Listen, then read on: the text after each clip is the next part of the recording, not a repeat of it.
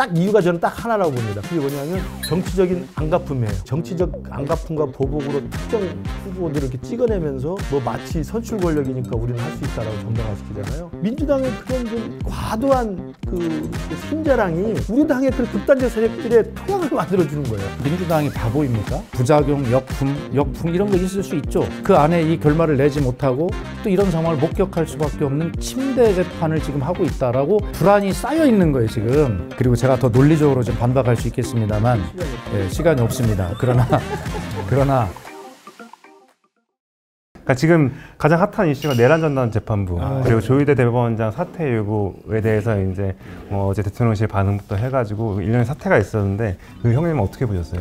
그러니까 내란 특별재판부라고 처음 나왔다가 이제는 내란 전담 재판부로 바뀌었어요. 그건 상권 분립에 위배되고 그런 전례가 없기 때문에 그건 아마 민주당이 좀 발을 뺀 것 같아요. 최근에 나온 건 그 법률로 밀어붙이겠다는 게 아니라 조희대 대법원장이 책임을 지고 물러나든지 아니면 대법원에서 알아서 전담 재판부를 따로 구성하라 지금 이렇게 돼 있습니다. 특별재판부를 설치하는 것이 위헌적이고 법률로 사법부 독립을 해치는 거기 때문에 발을 뺐으면 남아있는 조희대 대법원 체제와 직위원 형사재판부에 대해서 최소한의 사법부에 대한 독립에 대한 존중과 자율성을 인정해 주는 게 필요해요. 근데 지금 그 민주당에서 나서서 정청래 대표부터 해서 추미애 법사위원장 심지어는 그 합리적이라는 한정의 정책이전까지 나서서 하는 걸 보면 딱 이유가 저는 딱 하나라고 봅니다. 그게 뭐냐면 정치적인 안갚음이에요. 잘 아시잖아요. 조희대 대법원장 대통령 후보 이재명에 대해서 유죄 취지 파기환송을 대선 직전에 해가지고 난리가 났잖아요. 내란 전담 재판부도 결국 뜻은 뭡니까? 직위원 재판장을 못 믿겠으니 얘를 바꾸라는 거잖아요. 정치적 안갚음과 보복으로 특정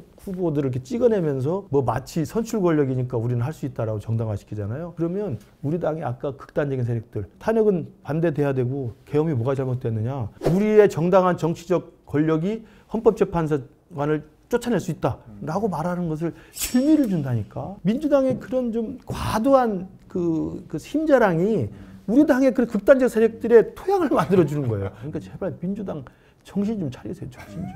우리도 좀 삽시다. 아니 김기식 교수님의 저 말을 제가 인정합니다.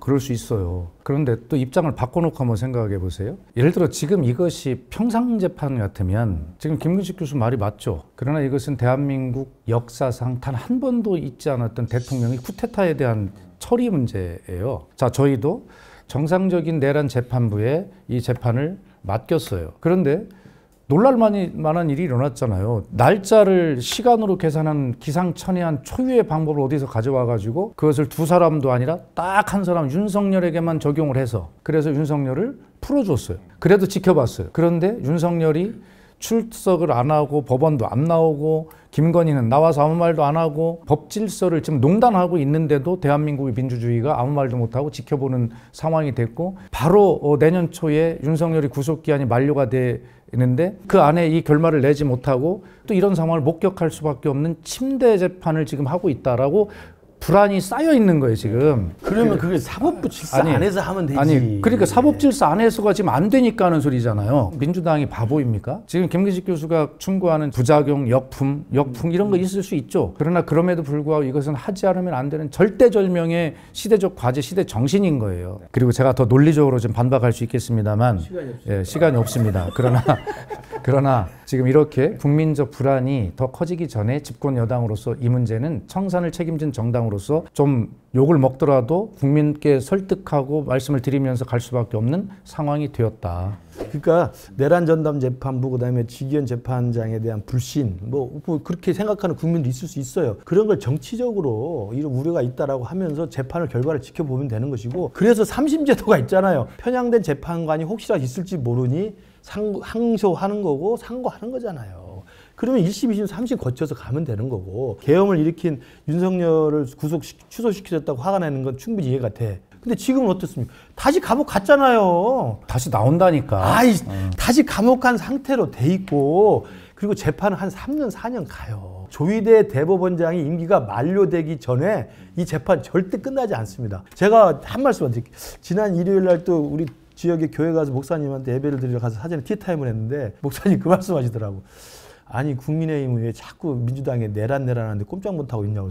아니 저는 그렇지 않습니다. 내란은 유무죄 판결이 아직 안 났기 때문에 형사재판 결과를 봐야 됩니다. 근데 계엄은 잘못됐습니다. 그랬어. 그랬더니 뭐라고 하죠? 근데 사실 내란으로 이익 본 데는 민주당 아닙니까? 그러더라고. 무슨 이익을 봤죠? 정권이 교체됐잖아. 행정부까지 그것은 권력을 장악했잖아. 김근식 교수님 주변에 있는 국민들의 말씀이시죠. 그래서 이제는 할 일을 해서 성과로서 국민들에게 보여주는 게 집권 여당다운 그래서 거지. 이 과정을 빨리 정리하고 저희도 내년부터는 민생으로 집중해야 지방선거를 이겨요 저희가. 그러니까 지기현하고 조의대 속가내게 하는 거에 좀 집중하지 마세요. 아니, 그러면 우리 당에서도 헌재 가서 또 난리칩니다. 지금 조의대 대법원장 뭐 저희가 물러나라고 한다고 뭐라고 하지만 김명수 대법원장한테 국민의힘이 어떻게 했어요? 대법원 앞에 가서 피켓 시위하고 소리 지르고 그러지 않았어요? 그 얼마 전 예를 왜 기억을 못 합니까? 그랬군요. 예, 그럼요. 그래서 정권이 교체됐잖아요. 그래서 정신 차리시라고. 그래서 정신 차리고 잘할 테니까 걱정하지 마시고 귀하들께서 귀 담께서 잘하시기를 바랍니다.